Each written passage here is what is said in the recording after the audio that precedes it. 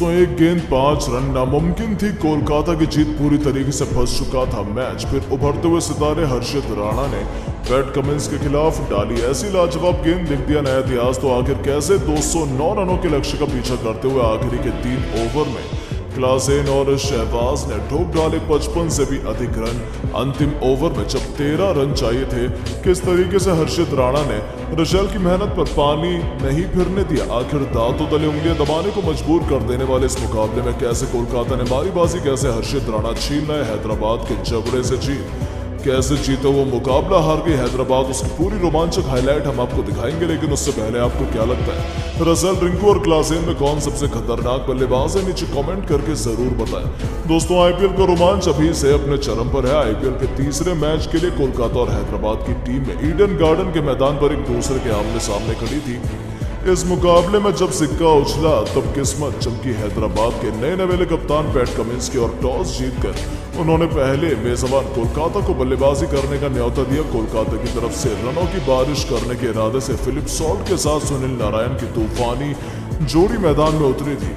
हैदराबाद का गेंदबाजी क्रम दुरुस्त था, लेकिन दूसरे ओवर में फिल सॉल्ट ने जॉनसन की धज्जियां उड़ाते हुए लगातार 3 गेंद पर 3 छक्के ठोककर न केवल छक्कों की हैट्रिक बटोरी बल्कि अपने तेवर हैदराबादियों को दिखा दिए थे। लेकिन दोस्तों तभी एक बार फिर से मैच में ट्विस्ट आता है। सुनील नारायण रन आउट हो गए और वो केवल 2 रन बनाकर पवेलियन की शोभा बढ़ाने लौट गए।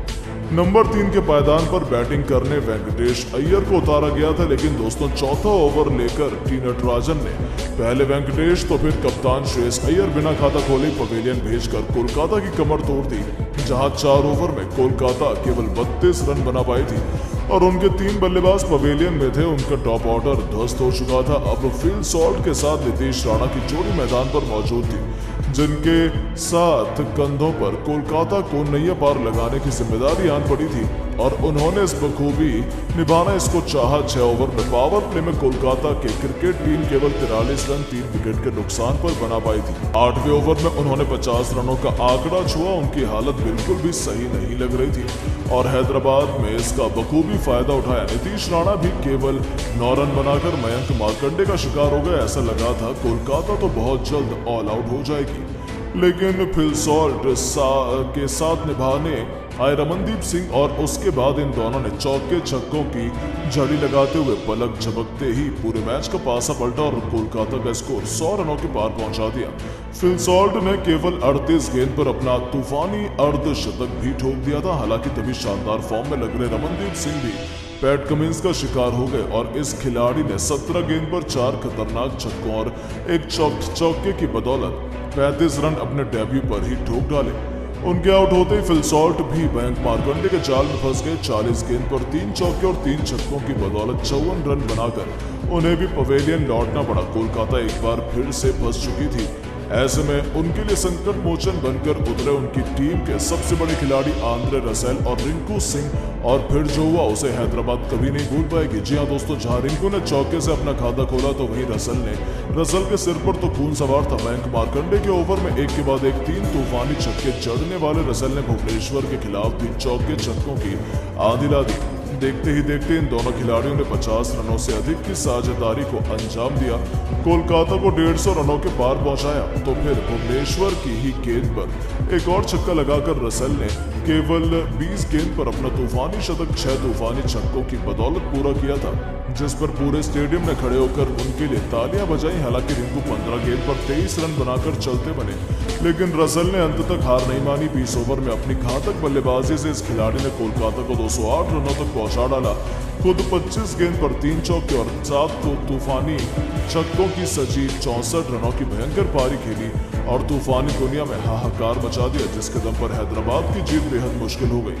अब हैदराबाद की तरफ से इस माउंट एवरेस्ट जैसे लक्ष्य का पीछा करने के इरादे से मयंक अग्रवाल के साथ अभिषेक शर्मा की तूफानी जोड़ी उतरी थी और अपनी खौफनाक बल्लेबाजी से इन्होंने 5 ओवर में हैदराबाद को 58 रनों तक पहुंचा दिया। ये दोनों बेहद खूंखार रफ्तार में बल्लेबाजी कर रहे थे। अभी से कोलकाता के पसीने छूटने शुरू हो गए थे, लेकिन तभी पावर प्ले का आखिरी ओवर लेकर आए हर्षित राणा ने मयंक अग्रवाल को पवेलियन का रास्ता दिखाया और अपनी टीम को पहली सफलता दिलाई। जहां मयंक 21 गेंद पर 4 चौके और 1 छक्के की बदौलत 32 रन बनाकर पवेलियन लौटे। अब उनके आउट होने के बाद अभिषेक शर्मा का साथ निभाने के लिए राहुल त्रिपाठी मैदान में कदम रख चुके थे। 6 ओवर के पावर प्ले में हैदराबाद ने 65 रन 1 विकेट के नुकसान पर बना लिए थे। आंद्रे रसेल को बड़ा शॉट खेलने के प्रयास में अभिषेक शर्मा भी बाउंड्री पर अपना कैच वरुण चक्रवर्ती को थमा बैठे और एक के बाद एक हैदराबाद को 2 बड़े झटके लगे, जहां अभिषेक शर्मा 19 गेंद पर 4 चौके और 2 छक्कों की बदौलत 32 रन बनाकर पवेलियन लौट गया। मैदान पर राहुल त्रिपाठी का साथ निभाने के लिए एडन मार्करम कदम रख चुके थे। 8 ओवर में हैदराबाद की टीम 77 रनों तक पहुंच गई थी। अभी भी 72 गेंद में उन्हें जीत के लिए 132 रन चाहिए थे। लक्ष्य बेहद मुश्किल था और इसका पीछा करते हुए हैदराबाद की पारी ताश के पत्तों की तरफ बिखरने लगी।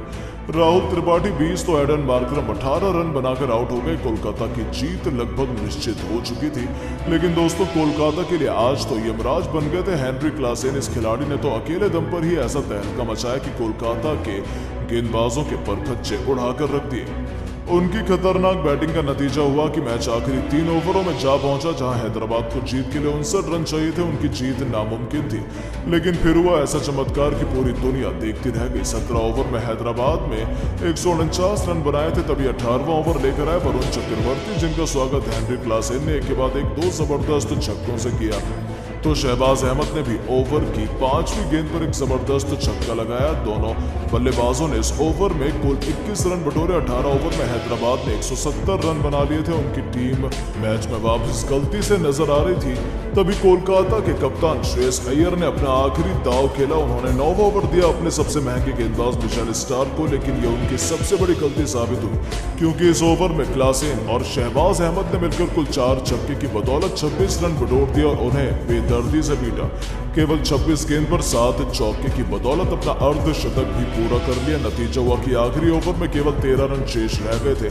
कोलकाता तो लगभग मैच ही हार गया था, लेकिन असली चमत्कार तो अभी बाकी था। आखिरी ओवर लेकर आए हर्षित राणा ने पहले गेंद पर छक्का तो खाया, फिर जब आखिरी 5 गेंद पर 7 रन की जरूरत हैदराबाद को थी, तब उन्होंने तीसरी गेंद पर शहबाज अहमद का शिकार किया और 5वीं गेंद पर हेनरी क्लासेन को आउट कर उन्होंने हैदराबाद की लगभग जीत सुनिश्चित कर दी थी। जब आखिरी दिन पर हैदराबाद को 5 रन चाहिए थे, बल्लेबाजी करने आए थे पैट कमिंस से, तब इस आखिरी गेंद को उन्होंने डॉट निकाला और हैदराबाद के जबड़े से जीत को छीनकर कोलकाता को कभी न भूलने वाली जीत दिला दी। इसके बाद हीरो हर्षित राणा रहे। लेकिन दोस्तों, अब आपको क्या लगता है कौन सी टीम इस बार IPL 2024 की चैंपियन बनेगी? अपनी राय नीचे कमेंट बॉक्स में जरूर दें और ऐसी शानदार खबरों के लिए चैनल को सब्सक्राइब जरूर करें। धन्यवाद।